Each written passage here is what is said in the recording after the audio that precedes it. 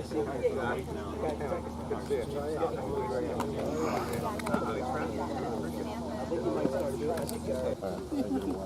right, everyone, we'll get this going. Thank you all for attending. Pledge allegiance to the flag of the United States of America, to the republic for which it stands, one nation, under God, indivisible, with liberty and justice for all.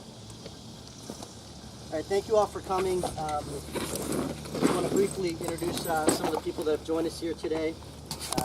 We have Ellen Saracini, who needs no introduction, my friend and colleague, Representative Josh Gotteheimer, Chris McCullough from the pilot United Airlines, Ken Diaz from the president of United Airlines, AFA, and local officials. We have State Representative Perry Warren, who has done a great job advancing bipartisan solutions and community safety in Harrisburg. Chris Harding, the mayor of Yardley Borough, who's been a tremendous advocate for our community. Milt Worrell, our sheriff here in Bucks County, again, who's really done a great job committing to keeping our community safe. Police Chief Ken Caluzzi, who we'll get to in a second, who played a very instrumental role, as Ellen can attest to, in the days immediately after 9/11 here in our community. We have Jeff Goldberg, who's a fire marshal, Deputy Fire Marshal from Yardley Makefield, Chris Schultz, firefighter from Lower Make, John Kingman, Chief Engineer and firefighter. And with that, I want to touch upon basically what this bill is, what it's about. It's HR 911, and essentially it will require airlines to install inexpensive, lightweight wire mesh gates as secondary cockpit barriers in most commercial aircraft. And as you can see right in front of me here, the gates positioned between the passenger cabin and the cockpit door would help prevent a 9/11 style terror attack by blocking access to the flight deck whenever the cockpit door is open during flight. And it was introduced as the Saracini Aviation Safety Act, HR 911, with my colleague Josh Gotteheimer, Andre Carson, and Peter King of New York. It currently has 86 co-sponsors. And Senator Casey introduced the Senate version, S911, in April of 2017. And we're here this morning also to honor the memory of the nearly 3,000 people who were killed on 9/11, including the 18 from Bucks County, who are inscribed in this memorial right behind us. It's been nearly 17 years since our community members lost their lives on that horrific day. And surely we all have not forgotten. In fact, that's the point of this memorial here. And since then, we have witnessed the power of the individual, the courage and selflessness and patriotism of everybody in our community. But it was hometown remembrance and love that gave rise to the peaceful, lingering beauty that is this memorial that we're standing in today. This place captures the natural splendor of Bucks County and remains a place to seek solace and reflection. And this natural setting remains a place to seek solace and reflect upon the souls lost, whose names were carefully carved onto the sweeping memorial to remain forever, much because of the work of Ellen Saracini here. And we remember Ellen's late husband, Captain Victor Saracini, a former Navy pilot who flew United Flight 175 with another pilot, 7 flight attendants, and 56 passengers. On the morning of September 11th, armed terrorists stormed the cockpit of United 175, killing Captain Saracini and his first officer, Michael Horrocks, hijacked the aircraft and flew it into the South Tower of the World Trade Center. And today, though, we aren't here to relive the tragedy, but rather to remember it and to act upon it, and to honor those who we've lost. And none of us would ever choose to go through that day again, but all of us must choose what it is we take away from it. And we think of the firefighters and first responders, the people who went rushing into danger when the whole world was running away from it. And I remember how tragic those events were, as we all do. We remember where we were on that day. And after the attacks on 9/11, we made a promise: never again would we allow a commercial airliner to be turned into a weapon of war because of a breached cockpit. And in the 9/11 report, Al-Qaeda mastermind Khalid Sheikh Mohammed told Al-Qaeda terrorists to watch the cockpit doors at takeoff and landing to observe whether the captain went to the lavatory during the flight, and to note whether the flight attendants brought food to the cockpit. We all know what happened when these attackers stormed the flight deck and turned an airliner into a weapon of war. But yet today, 17 years after the attacks of September 11th, the FAA still admits that the cockpit is vulnerable when the reinforced door is open, and that is unacceptable. And we know that terrorists study our vulnerabilities and make their plans accordingly.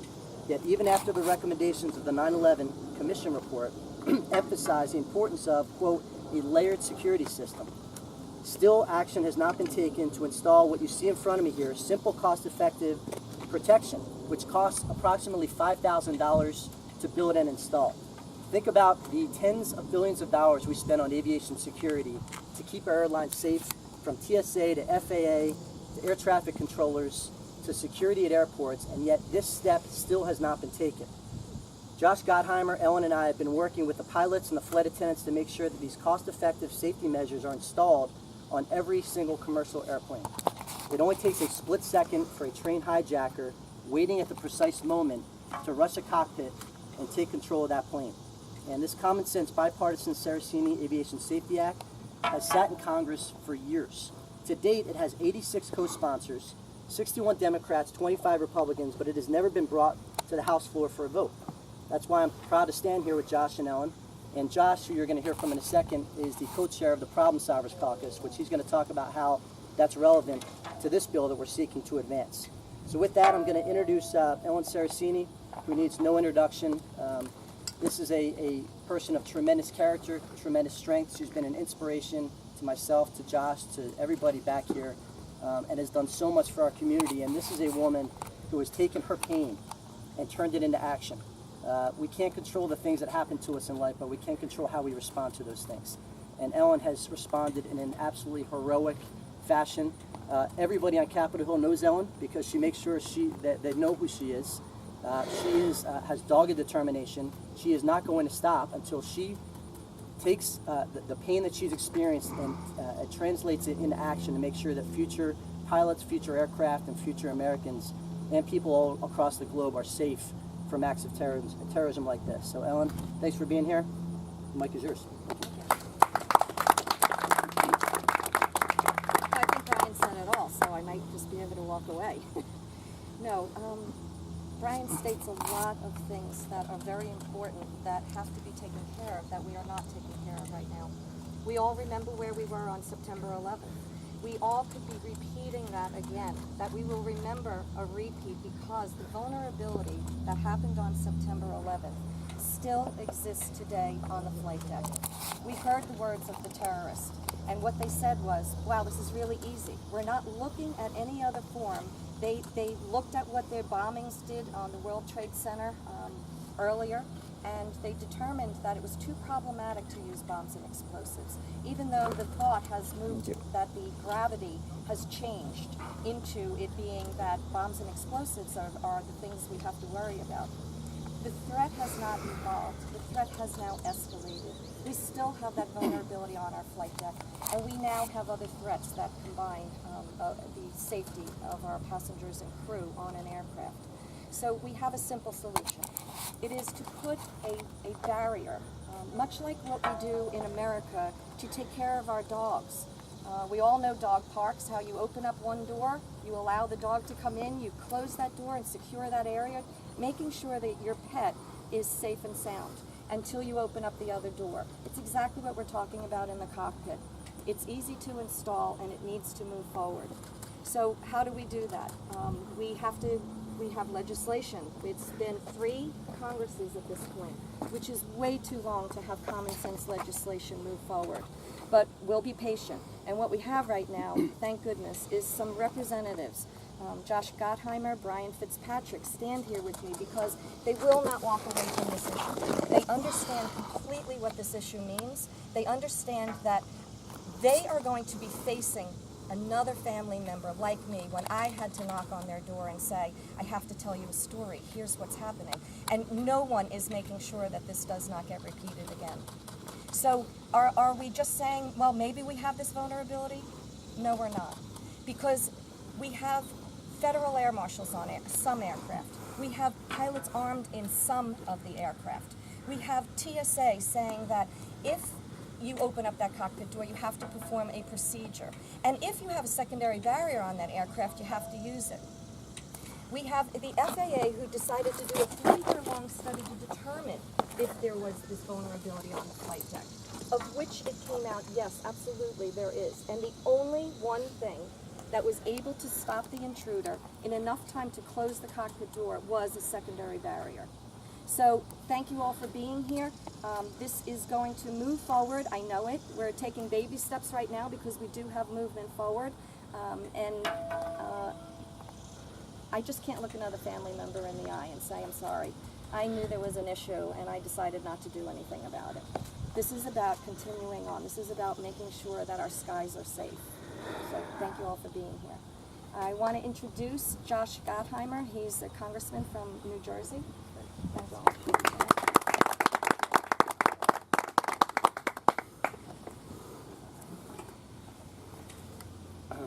Morning.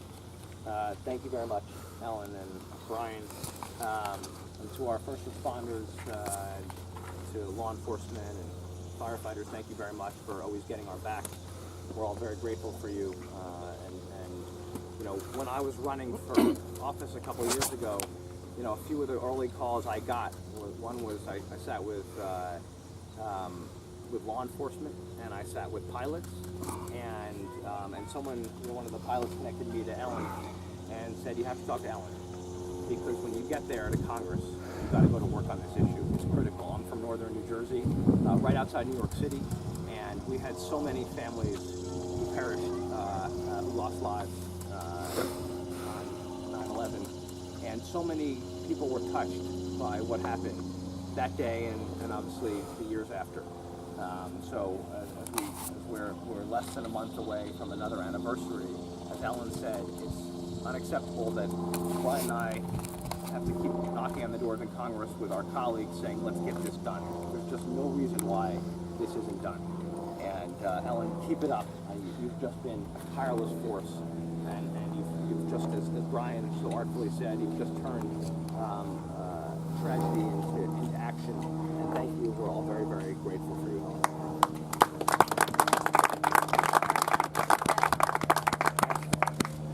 And I just want to thank Brian Fitzpatrick for his excellent leadership and for being a fiercely independent voice for Bucks and Bucks County and for Montgomery County.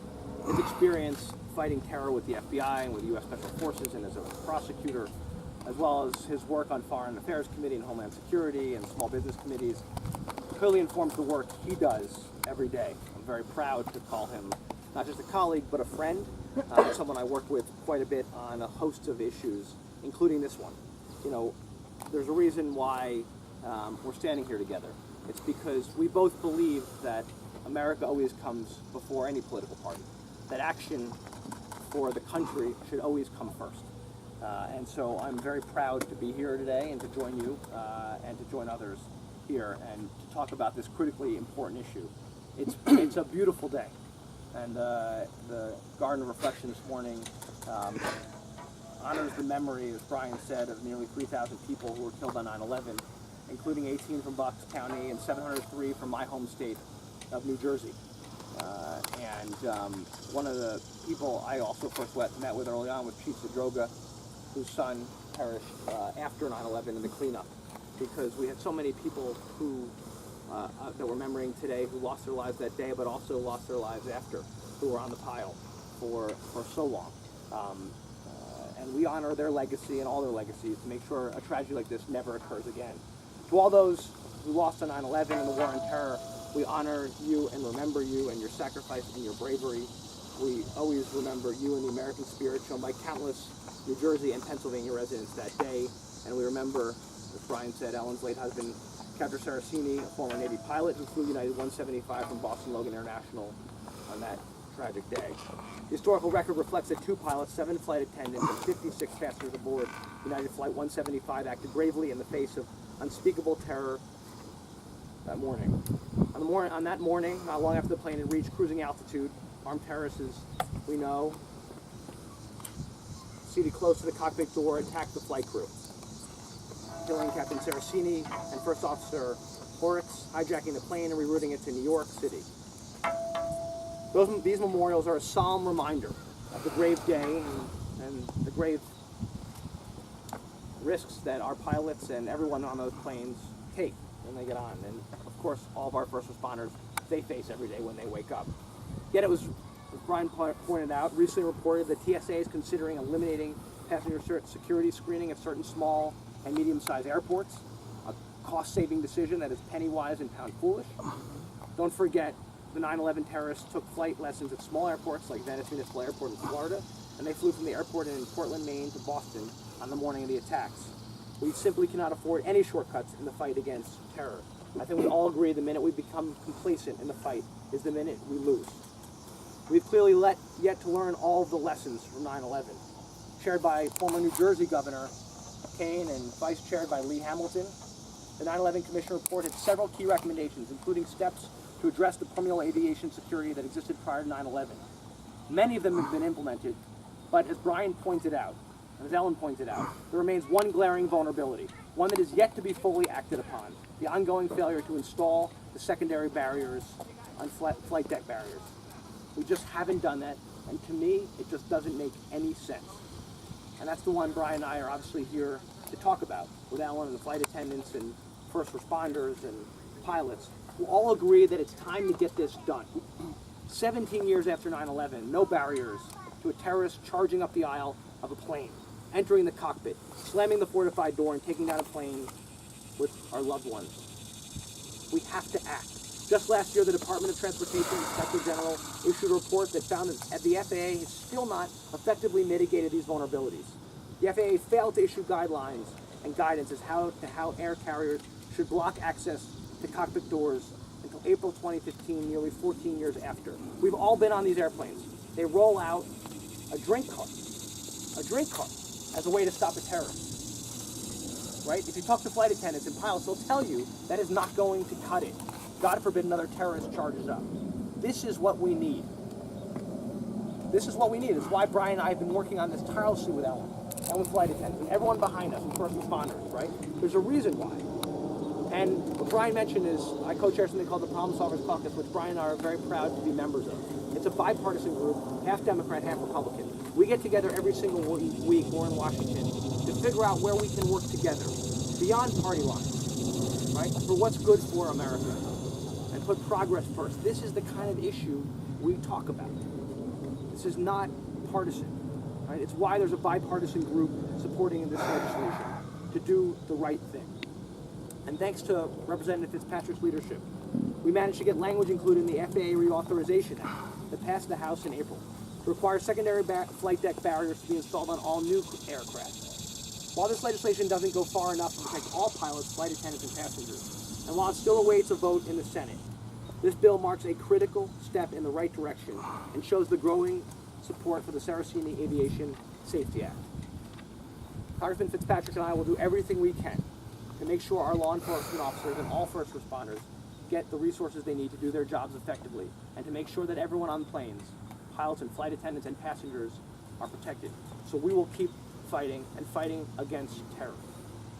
Right? We want to make sure, whether it's at home against lone wolf, ISIS-inspired terror, or abroad against Al-Qaeda and ISIS and other terrorist factions, that we do everything we can to stop terror in its tracks. Thank you. Thank you for having me today. It's an honor to be here. God bless you all, and God bless the United States of America. And now I'm proud to introduce Chris McCullough of ALPA from the pilots.